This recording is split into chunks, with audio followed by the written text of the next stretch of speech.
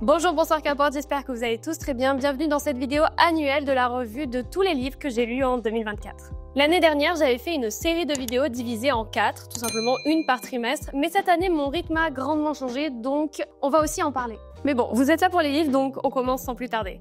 Pour bien commencer l'année en janvier, je n'ai lu aucun livre. En février non plus d'ailleurs.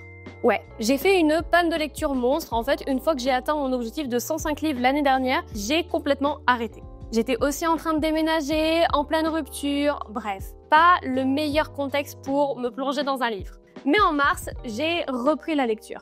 J'ai commencé par lire L'Engrange-Temps de Naïk Pieffer, qui est une autrice française, il me semble. C'était un bon livre, je pense que je lui mettrais une note de 3,54. J'ai bien aimé quand même le concept du livre et effectivement, l'édition qui m'a coûté un bras. Après ça, j'ai décidé d'attaquer dans du dur et de lire Fourth Wings. Et je dois dire que ce livre ne m'a pas déçu. J'ai mis un peu de temps à me plonger dedans et à vraiment avoir envie de lire, mais par contre, je pense qu'à partir du 10e chapitre, j'avais tout le temps envie de savoir la suite. C'est pour ça que je lui mettrai la note de 4,5. C'est pas encore un 5 stars, mais franchement, il était vraiment bien. En avril, j'ai décidé de changer de registre puisque Fourth Wings était vraiment pas mal long quand même à lire, donc je suis partie sur de la fantasy un petit peu plus urbaine. J'ai donc lu assez rapidement Libéré de Tracy Wolff, qui est, je crois, le 6e tome de la saga Assoiffé. Une très bonne lecture, je pense que je lui mettrai un 3,5-4. Ensuite, j'ai décidé d'enchaîner avec un livre que je voyais pas mal sur le BookTok, Rebel University, tome 1. Et je n'ai pas été déçue. Franchement, que ce soit l'aspect un petit peu body positive, l'aspect romance, l'aspect université, tout est super bien fait. Et je l'ai adoré, c'est un 5 star. Voilà, ça a été mon premier coup de cœur de l'année 2024. Comme j'étais lancée en romance, j'ai continué avec la lecture de The Fine Print, donc le premier tome de la trilogie, il me semble, de Lauren Asher. J'ai quand même vraiment bien accroché avec les personnages au bout d'un petit moment, donc je pense que je lui mettrai un 4,5. C'est une très bonne romance, j'attends de voir les prochains tomes et je pense que je les lirai très sûrement en 2025. En mai, j'ai un petit peu ralenti le rythme, j'ai pas lu 3 livres, j'en ai lu que 2. Mais ça s'explique par un fait très simple, l'un était long et en anglais. Ouais, j'ai remarqué que quand je lis en anglais, je suis beaucoup plus lente. Bref, j'ai lu Twisted Lies et je pense d'ailleurs que c'est mon tome favori de la saga. C'est celui où j'ai été le moins dérangée par la morale des personnages, même si Twisted 8 était vraiment bien aussi. Je pense aussi que je devais faire un classement, il viendrait soit en top 1, soit en top 2. Je pense que je lui mettrais la note de 4. Et à côté de Twisted Lies, j'ai lu Agir et penser comme Katniss Everdeen. Je vous en ai déjà parlé dans ma vidéo 8 livres, 8 leçons, donc si vous ne l'avez pas vu, je vous invite à aller la voir. Et globalement, c'était un petit livre très facile à lire. Et je pense que comme pour Twisted Lies, je lui mettrai 4. Ensuite, en juin, on arrivait dans la période révision de bac, mais pour autant, j'ai accéléré mon rythme de lecture et j'ai lu 4 livres en tout. Le premier, c'est Le Prince de l'Autre Monde de Orlan Grey. Alors, je ne connaissais pas cette autrice, j'ai vu le livre sur TikTok, j'ai bien aimé la couverture. Bref, il n'en faut pas plus pour m'avoir et j'ai franchement été agréablement surprise. Je trouve qu'il y avait quand même des longueurs un petit peu parfois inutiles. Bon, j'ai pas totalement accroché avec l'intrigue générale, mais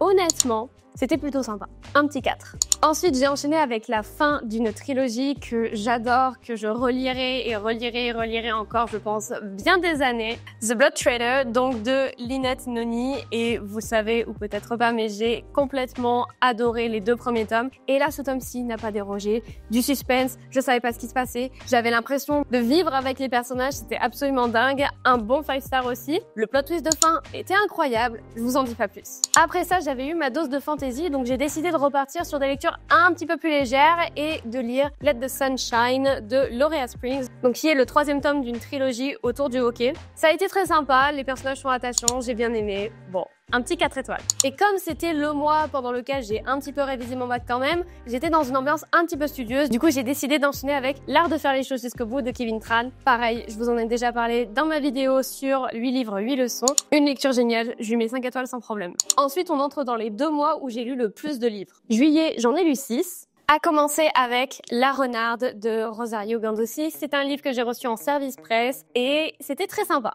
Je pensais pas apprécier autant quelque chose qui sortait complètement des codes de ce que j'avais pu lire dans le passé. Bref, une super bonne lecture. Je pense que je lui mettrais 4,5. Après, j'ai enchaîné avec Wildfire de Anna Grace. Fun fact, c'est le 2e tome de la saga, mais en fait, je ne savais pas que c'était une saga qui allait avec Icebreaker, donc vous allez voir qu'il arrive plus tard dans la vidéo. Mais pour parler de Wildfire, franchement, j'ai adoré. J'étais addict, ça a été un coup de cœur, pareil que Rebel University. Une romance comme on aime, un petit air estival, une colonie de vacances, 2 personnages hyper attachants et oh là là là. J'ai trop aimé. J'ai adoré la plume aussi. Donc c'est à partir de ce moment-là que je me suis dit, ok, je vais lire un petit peu plus de Hannah Grace.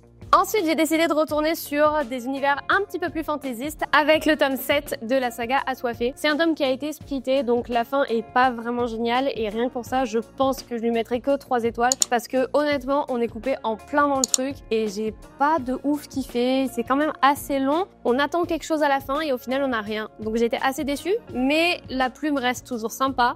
Donc ouais. Je dirais 3. Après ça, j'ai décidé de lire un petit peu de développement personnel et j'ai lu l'indépendance émotionnelle. C'était un sujet qui me tenait pas mal à cœur. En tout cas, cette lecture était très sympa, très déculpabilisante aussi et j'ai pu comprendre pas mal de choses. Donc, je pense que je lui mettrais un bon 4 sur 5. Après ça, j'ai décidé de lire The Kiss Cushion et honnêtement, peu importe ce que vous me direz sur TikTok parce que j'ai vu passer des avis négatifs sur ce truc, ça a été un coup de cœur. J'ai adoré de A à Z, les personnages sont attachants, la protagoniste est atypique, on a une histoire qui sort du lot, des décors qui sont géniaux, une plume incroyable, bref, coup de cœur. Et après ça, pour rester dans le thème de la romance, j'ai lu Flawless de S.C. Silver qui fait pas mal parler de lui puisqu'il est mal traduit. Et je vous le confirme, il est mal traduit. Franchement, j'ai été un petit peu déçue. Il y a des fois où je buguais carrément sur des phrases qui ne voulaient rien dire. Franchement, je suis un peu déçue de voir le travail de fond qui a été fait par la maison d'édition. Dans tous les cas, l'histoire en elle-même était très cool. Je pense que je lui mettrais un 3,5, 4. J'ai pas envie de tant le pénaliser que ça à cause de la traduction, mais je suis bien obligée. S'il n'y avait pas eu de problème à ce niveau-là, je pense qu'il aurait pu monter à 4,5. Mais honnêtement, je mettrais pas plus de 4. Après ça vient le plus gros mois de cette année. En août, j'ai lu beaucoup de livres. J'ai commencé avec Check and Mate de Ali Hazelwood. Ça, j'en parlerai toujours, mais c'est une autrice que j'adore. Il y avait pas tant de romance que ça, c'était plus un young adulte. Je me répète beaucoup, mais ça a été une très bonne lecture et pour ça, je pense que je lui donnerai un 4,5. Après ça, j'ai eu une petite phase de fantasy et j'ai commencé avec La Vengeance de la Reine Pirate. Ça a été une bonne lecture, même si j'ai pas complètement accroché, je vous avoue. Ça a pas été tant bien que ça. Est-ce que j'ai kiffé? Oui, mais est-ce que vraiment ça a été un coup de cœur? Non, donc je pense que je lui mettrai que 4 sur 5. Pour continuer dans mon ère de fantasy, je me suis attaquée au pavé de cette année, Un palais de flammes et d'argent de Sarah Timas. Le 5e tome de la saga ACOTAR. Je voulais le lire depuis un petit moment, mais je trouvais pas le bon moment où j'étais assez posée, où j'avais assez de temps pour lire ce pavé. Tout ça pour dire que ça a été une très bonne lecture. Je pense que je lui mettrais un 4,75. J'ai adoré le personnage de Nesta. J'ai adoré l'intrigue avec Cassian. Tout m'a plu. Mais il manquait quelque chose pour me dire « Ok, ça c'est un coup de cœur ». Après ça, je suis restée en fantasy et j'ai lu le 3e tome de Witch and God qui, très étonnamment, a été mon préféré. Et pourtant, il n'y a pas les tropes que je lis le plus. Il y a une trope de proximité forcée et d'age gap aussi, je crois. Donc, c'était pas vraiment mon dada de base. Et étonnamment, je vous le dis, j'ai beaucoup aimé. Je lui mets un 4,5. Après ça, je me suis attelée à lire le 1er tome de la saga d'Oren, donc Guild. Est-ce que c'était long? Oui. Est-ce qu'on sent qu'il y a vraiment quelque chose de bien dans cette saga? Oui. C'est long, on pose vraiment l'intrigue, les personnages. Ça manque un petit peu d'action au niveau de la protagoniste, mais ça laisse présager une très bonne suite. Donc, sans faute, je lirai la suite en 2025. Enfin, pour conclure cette ère un petit peu de fantasy, j'ai lu Nightbend, donc le 2e tome de Light Lark. Je l'ai bien aimé, mais là, il y avait vraiment un truc où j'étais pas loin de vraiment aimer ma lecture, mais il y avait un truc vraiment qui me retenait. Donc je pense que pour ça, je lui mettrais quelque chose comme 4. À voir comment toute cette histoire va se dénouer parce que ça commence à être un peu redondant quand même. Et après ça, le dernier livre d'août était donc Icebreaker. Oui, j'étais tombée dans la spirale de Hannah Grace. J'avoue tout, de base, Icebreaker, c'était un livre sur lequel j'avais pas mal d'a priori à cause des avis que j'avais pu voir sur le net. Très honnêtement, je trouve qu'il y a eu légèrement une exagération. La plume est addictive, l'histoire est addictive, les personnages sont attachants. Donc pour moi, ça a été pareil que Whitefire, peut-être pas autant, mais franchement ça a été une très bonne lecture, donc je pense que je pourrais lui mettre 4,5.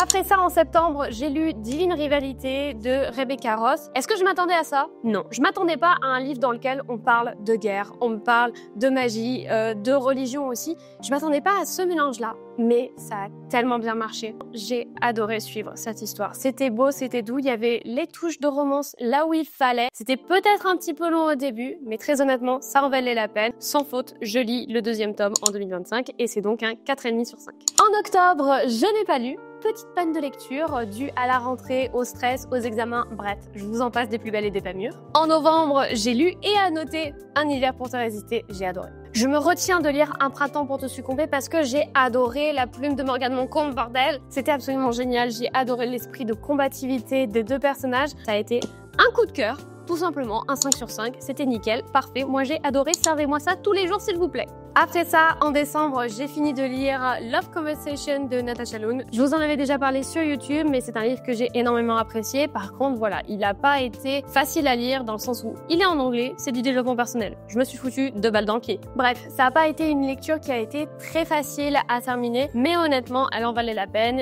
J'ai pas mal à noter ce livre-ci. J'en retiens de belles leçons et ça m'a aussi aidé à comprendre pas mal de mes mécanismes, même si c'était pas son but premier. J'ai beaucoup aimé, je lui mets un petit 3,5.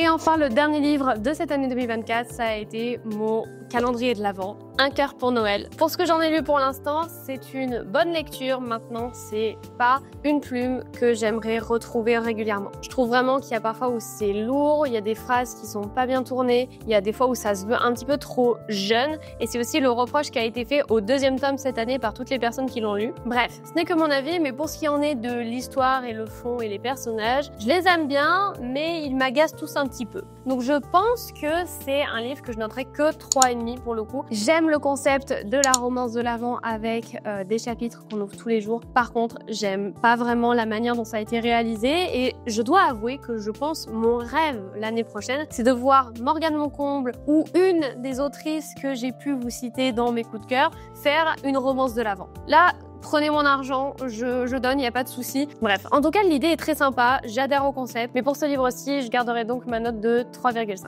Voilà, c'est tout pour cette année, et oui, ça change pas mal de l'année dernière. Là, je suis à peu près dans les 30 livres. L'année dernière, j'étais à 100. La raison, j'ai fait 2 pannes de lecture, un déménagement, une rupture amoureuse et beaucoup trop de drama. 2024, ça a été une année absolument géniale en termes de lecture. J'ai pas eu vraiment de grosses déceptions, donc ça, c'est assez rare. Maintenant, pour le volume de livres, effectivement, j'ai moins lu que l'année dernière. Et j'en profite pour faire passer un message.